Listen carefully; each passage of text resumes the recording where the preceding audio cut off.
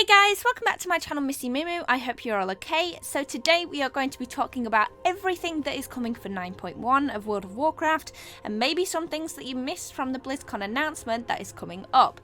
If you haven't already, please do hit that subscribe button down below and remember to turn on your notifications so you get notified every time I post a video. Let's see what's coming in 9.1.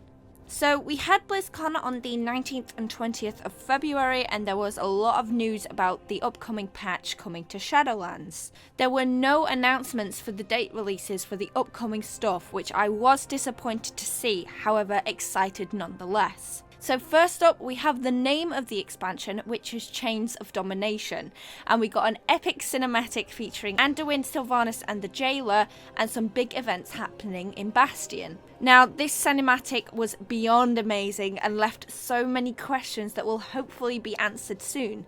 Within that cinematic, Anduin has become the puppet to the Jailer and Sylvanas, and obtains the first of 4 keys for the Jailer.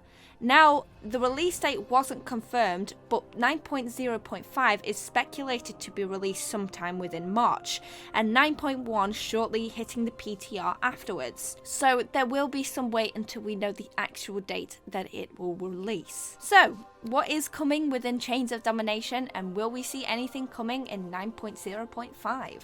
So it was confirmed that the Wandering Ancient mount who won the vote that was available across the globe will be available in 9.0.5, and you'll be able to ride it as long as you have bought the Shadowlands expansion. We got an insight to what the mount would look like, and honestly they have done such a good job with it. I love to see how they got voice actors to make the sounds of the mount and just the design concepts in general. I also like the fact that the mount will change colour during the different seasons, and I can't wait to see thousands of Wandering Ancients around Azeroth. The Shadowlands Pathfinder will be coming in 9.1, and this will be an account-wide achievement earned through completing New Covenant campaign chapters that will be introduced in 9.1. Flying will be available to all players that are level 50 and higher, and you will only be able to fly within the 4 zones in the Shadowlands, which are Bastion, Maldraxxus, Ardenweald and Revendreth. However, you will not be able to fly in Oribos or the Maw. Lots of people were wondering how flying would work in the Shadowlands, and from a recent Q&A you will not be able to fly between Covenant zones. Instead, you will still be required to use the flight pass system that has been available from the start.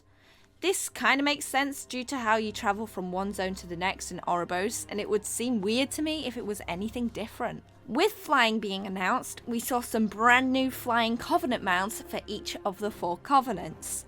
We saw 3 different colour variations for the different mounts, the first one being the KYRIAN. They will receive a Flying Centurion mount which looks really cool. I wonder, however, due to their long wingspan, will their wings be dragging on the floor when ground mounted, or will they do something completely different like disappearing wings? The Night Fae will receive a half fox, half serpent mount which looks really weird but really cool at the same time. I was definitely not expecting the Night Fae mount to come out like this, but as a Night Fae myself, I am loving the design and the different colour variations. Next up, we have the Necrolords, which will receive this corpse fly looking mount, which looks really cool. Again, I like the different colour variations, however, I think this is the bottom of the list for me in terms of Covenant mounts. And finally, we have the VENTHYR, which in my opinion is the best looking mount out of the 4 that we have seen.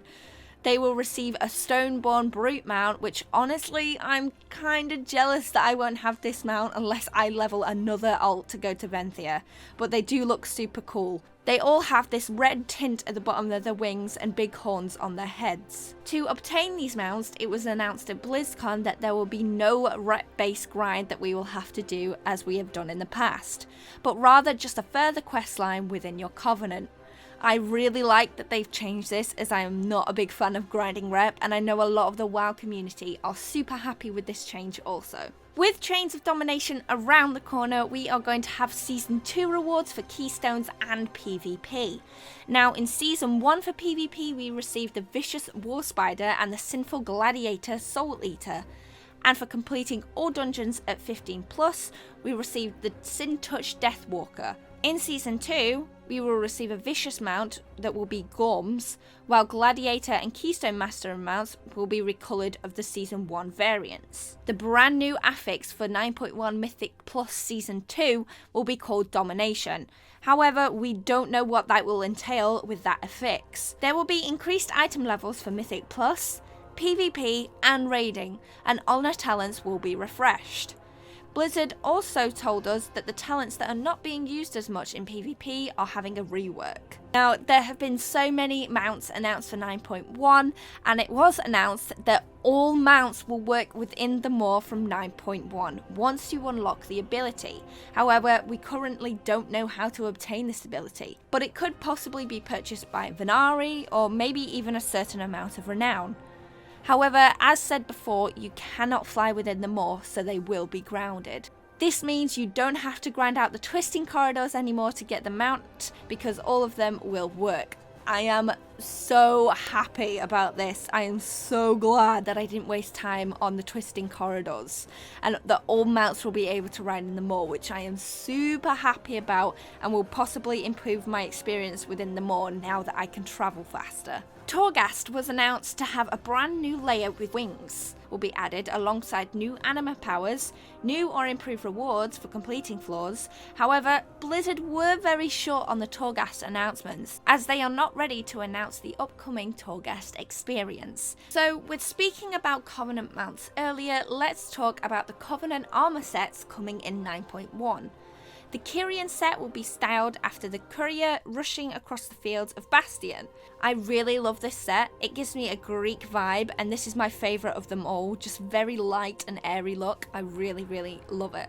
Night Fae will have a set themed around the Forest Defenders with the seasonal colours and natural wildlife elements such as staghorns and floral leaves.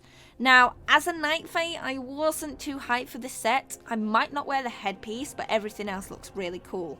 I love the shoulders and the roots around the ankle of the character. Necrolords will gain a Warcraft 3 inspired Necromancer appearance, representing Necrolord house colours. I love this one, and I really want my Warlock to wear this set once I level it to 60.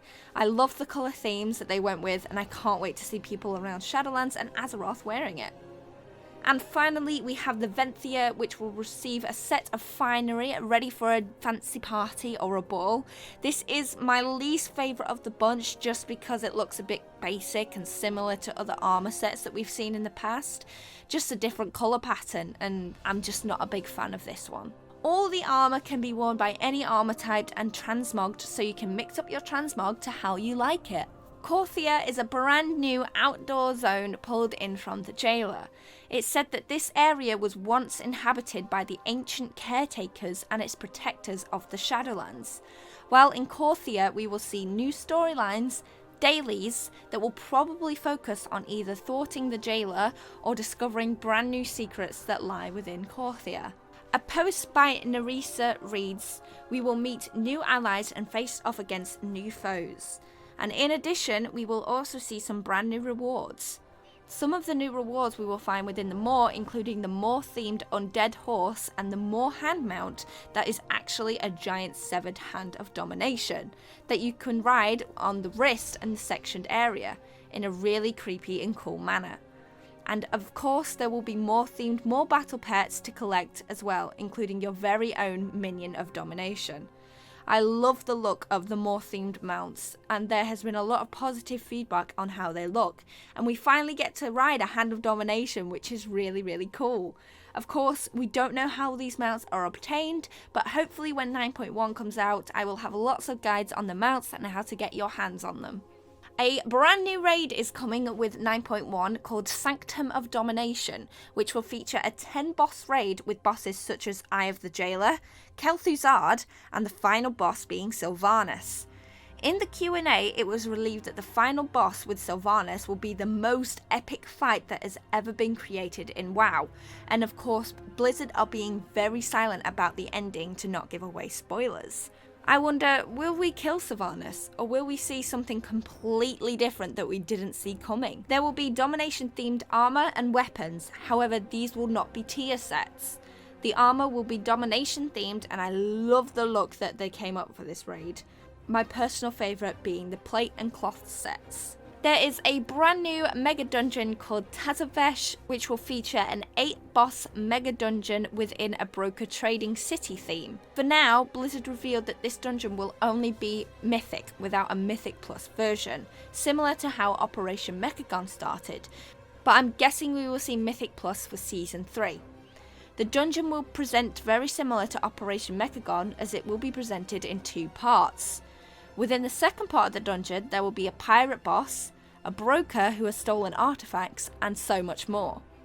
There will be many rewards such as battle pets, weapons, and mount. This one that we saw on BlizzCon reminds me of the class mount back in Legion for the mage, and I think it's really cool that they're bringing something similar back for all players to mount. And finally, the charity pets that are available this year for the Doctors Without Borders. During this campaign, you will be able to donate any amount of money that you wish to the cause and will receive Bananas, who was a rare pet back in TCG, who was a card from Through the Dark Portal's TCG expansion. If the preset goal is met, everyone will receive Bananas, whether you will be able to donate or not. They also announced a second called Daisy the Sloth, who will be available if the stretch goal is received. And let's just say a lot of people were super excited for Daisy the Sloth. And if we reach our stretch goal, Looks like KYRIAN we'll does. also get Daisy the Sloth. She's an all-new pet who'll hang around your neck when you need a hug. Your donations during this campaign will go to support the humanitarian organization Doctors Without Borders, also known by their French name, Médecins Sans Frontières. Oh my god.